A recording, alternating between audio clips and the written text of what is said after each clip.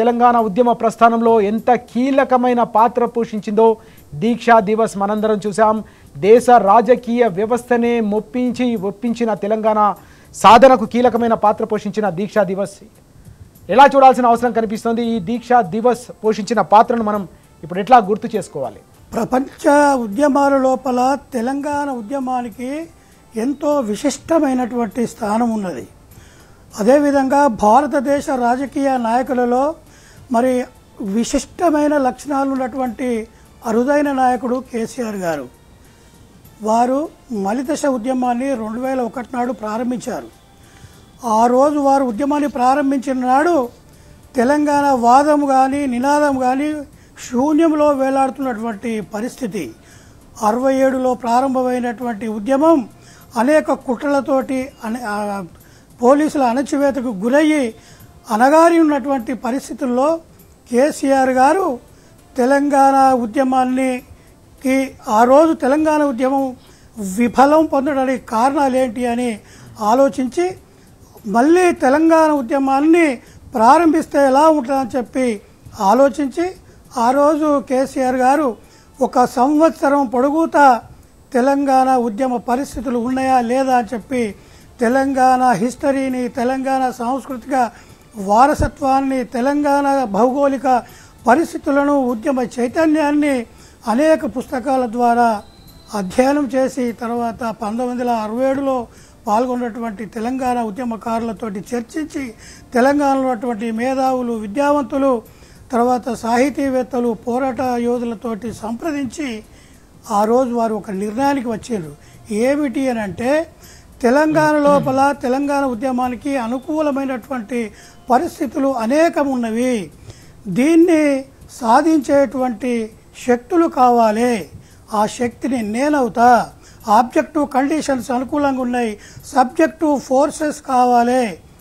ఆ ఫోర్స్ నేనవుతా, ఉద్యమ క్రియాశీల శక్తి నేనవుతా అని చెప్పి ఆ రోజు తాను ఒక కలగని ఆ కళను సాకారం చేసుకోవడానికి కొరకు ఆనాడు తాను విశ్వసించి తాను నమ్మినటువంటి విశ్వాసాన్ని ప్రజలందరికీ నమ్మించి తెలంగాణ ఉద్యమాన్ని ఉధృతం చేయడం కొరకు ఆ రోజు వారు నిర్ణయించుకొని 2001 ఏప్రిల్ 27 నాడు తెలంగాణ రాష్ట్ర సమితి అనేటువంటి ఉద్యమ పార్టీని స్థాపించి దానికి ఒక రాజకీయ స్వరూపం ఇచ్చి దాన్ని ఆ రోజు మరి అణచివేయబడ్డటువంటి తెలంగాణ నినాదాన్ని నిత్య నినాదంగా మార్చినటువంటి కేసీఆర్ గారు అప్పటికి 8 సంవత్సరాలు తెలంగాణ ఉద్యమాన్ని రకరకాల పద్ధతుల్లో మరి ఉద్యమాన్ని నిర్వహించడం జరిగింది. ఆంధ్రులను ద్వేషించకుండా, దూషించకుండా, ఒక రక్తం చుక్క నిలరాలకుండా, ఒక రూపాయి ఆస్తి ధ్వంసం కాకుండా తెలంగాణలో ఉన్నటువంటి శక్తులను, వ్యక్తులను, పార్టీలను, నాయకులను, మొత్తం అన్ని వర్గాలను ఏకం చేసి రకరకాల పద్ధతుల్లో 8 సంవత్సరాలు ఉద్యమాన్ని అత్యంత శాంతియుతంగా, ప్రజాస్వామ్యబద్ధంగా, రాజ్యాంగానికి లోబడి వారు ఉద్యమాన్ని నిర్వహించడం జరిగింది.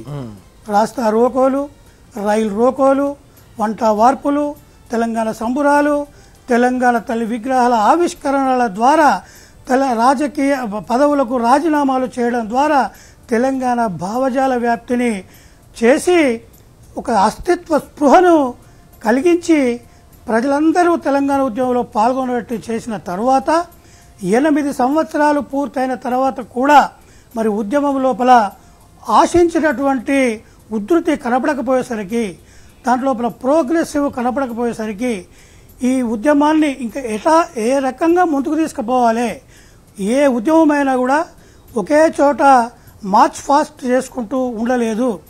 ఎట్లా లెఫ్ట్ రైట్ అని చెప్పి మార్చ్ ఫాస్ట్ చేసుకుంటా ఉద్యమం ఒక చోట నిలబడలేదు. అయితే అది ముందుకైనా పోవాలి, లేకుంటే వెనక్కైనా రావాలి.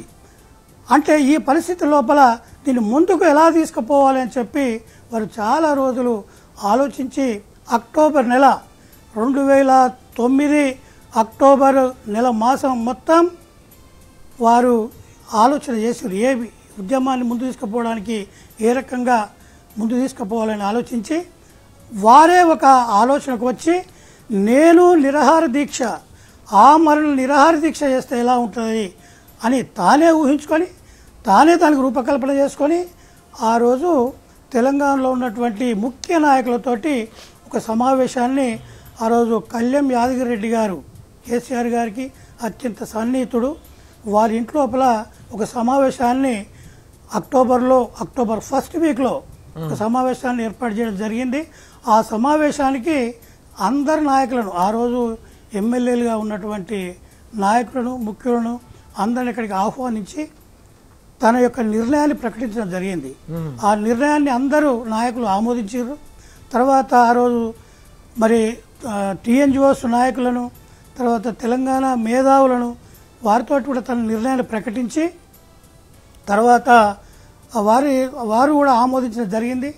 దాని తర్వాత ఇంకొక 3 మీటింగులు నిర్వహించి ఇక తాను దీక్షను కొనసాగించాలనేటువంటి నిర్ణయానికి వచ్చి, ఈ దీక్షను కొనసాగించడానికంటే ముందు మరి దీన్ని ప్రచారం చేయాలి తెలంగాణ అంతటా. కేసీఆర్ గారు తెలంగాణ రాష్ట్ర సాధన కోసము ఆమరణ నిరాదీక్ష పూనుకోవడానికి సిద్ధమవుతున్నాడు అని చెప్పి తెలంగాణలో ఉన్నటువంటి అన్ని నియోజకవర్గాల లోపల ఇది ప్రచారం చేయాలని చెప్పి అప్పుడు ఒక్కొక్క నియోజకవర్గానికి ఒక ఇన్ఛార్జిని నియమించి ఒక కరపత్రాన్ని ప్రింట్ చేసి తర్వాత వాల్ పోస్టర్లు ప్రింట్ చేసి ఆ రోజు మరి ఈ యొక్క ఇన్ఛార్జీల ద్వారా అన్ని నియోజకవర్గాల లోపల నిరాహార దీక్షకు సంబంధించినటువంటి ప్రచారాన్ని ఆ కార్యక్రమాన్ని గురించి తెలియజేయడం జరిగింది. దాని తర్వాత నవంబర్ 29 నాడు దీక్షను ప్రకటించడం, ఆ దీక్షకు కావలసినటువంటి పూర్వ భూమికను ఈ రకంగా ఇన్ఛార్జీల ద్వారా ప్రచారం చేయడం నిర్ణయమైపోయింది.